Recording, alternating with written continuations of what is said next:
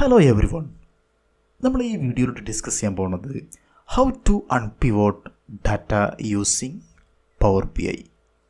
നമ്മൾ power B ഐയിൽ power query use ചെയ്തിട്ടാണ് നമ്മൾ ഇത്തരം ഈ അൺപിവോട്ട് ചെയ്യുന്നതും അതുപോലെ തന്നെ പിവോട്ട് ഓപ്പറേഷൻസ് ഒക്കെ ചെയ്യുന്നത് നമ്മൾ യൂസിങ് പവർ കോറിയാണ്. സോ എൻ്റെ കയ്യിൽ ഒരു കസ്റ്റമർ ഫീഡ്ബാക്ക് ഡാറ്റ ഉണ്ട്. സോ അതിനകത്ത് നമുക്ക് കസ്റ്റമർ ഐ ഡി ഉണ്ട്, അതുപോലെ തന്നെ ഡിഫറെൻറ്റ് സ്റ്റാറ്റസസ്, അതായത് ഇപ്പോൾ ചെക്ക് ഇൻ പ്രോഗ്രസ്. ഇതൊരു റെസ്റ്റോറൻറ്റിനകത്ത്, ഒരു ഹോട്ടലിനകത്ത് അവരുടെ ഡിഫറെൻറ്റ് സ്റ്റാറ്റസുകൾക്ക് അവർ കൊടുക്കുന്ന സ്കോറാണ് ആക്ച്വലി ഈ ഒരു data set. So this is customer I D. ഇവിടെ നമുക്ക് ചെക്ക് ഇൻ പ്രോഗ്രസ്, ഹോട്ടലിനകത്ത് ചെക്ക് ഇൻ പ്രോഗ്രസ്, അതുപോലെ തന്നെ room service, room cleanness, food quality, variety of food, brand and T V, gym, ഇത്തരം ഫെസിലിറ്റീസിനകത്ത് കസ്റ്റമേഴ്സ് കൊടുക്കുന്ന ഓരോ സ്കോറാണ് ഈ ഒരു ഡാറ്റ സെറ്റിനകത്തുള്ളത്. സോ നമുക്കറിയാം ഈ ഒരു സ്ട്രക്ചർ എന്ന് വെച്ച് കഴിഞ്ഞാൽ നമ്മൾ ഐ ഡി കൊടുത്തു, ഓരോ ഡിഫറെൻറ്റ് സ്റ്റാറ്റസുകൾ. ഇത് ആക്ച്വലി ഇത് പിവേർട്ട് സ്ട്രക്ചറിലാണ് ഈ ഒരു ടേബിൾ ആക്ച്വലി ഉള്ളത്. സോ നമ്മൾ എന്ത് ചെയ്യണം, നമുക്ക് ഇത് അൺപിവേർട്ട് ചെയ്യണം. അതായത് ഈ ഓരോ കോളംസും നമുക്ക് എന്ത് ചെയ്യണം, ഇതിന് അണ്ടറിൽ ഓരോ റോസ് ആയിട്ട് നമുക്ക് എന്ത് ചെയ്യണം.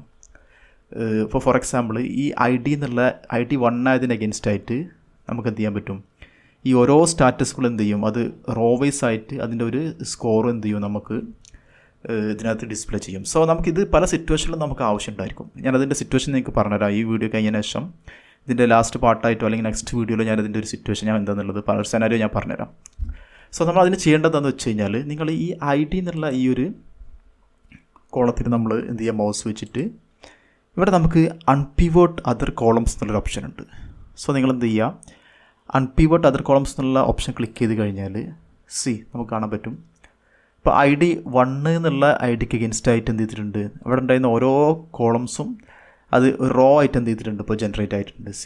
ഫസ്റ്റ് ഐ ഡി 1-നകത്ത് check in progress, I D 1-നകത്ത് റൂം സർവീസ്, അതിന് എഗെൻസ്റ്റ് ഉണ്ടായിരുന്ന സ്കോർ. ഇവിടെ നമുക്ക് എന്ത് ചെയ്യാം,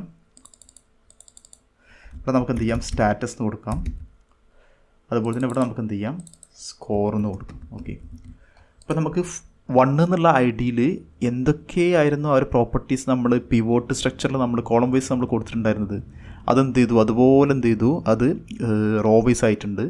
ആ 1-ൻ്റെ എല്ലാ ഫെസിലിറ്റീസ് എല്ലാ സ്റ്റാറ്റസുകളും കഴിഞ്ഞതിന് ശേഷം സെക്കൻഡ് എന്നുള്ള ഐ ഡി 2 എന്നുള്ള ഐ ഡി വരും.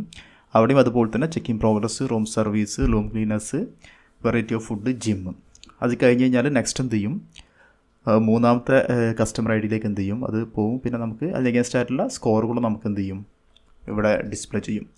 സോ ഇതാണ് simply unpivot data in power B I using power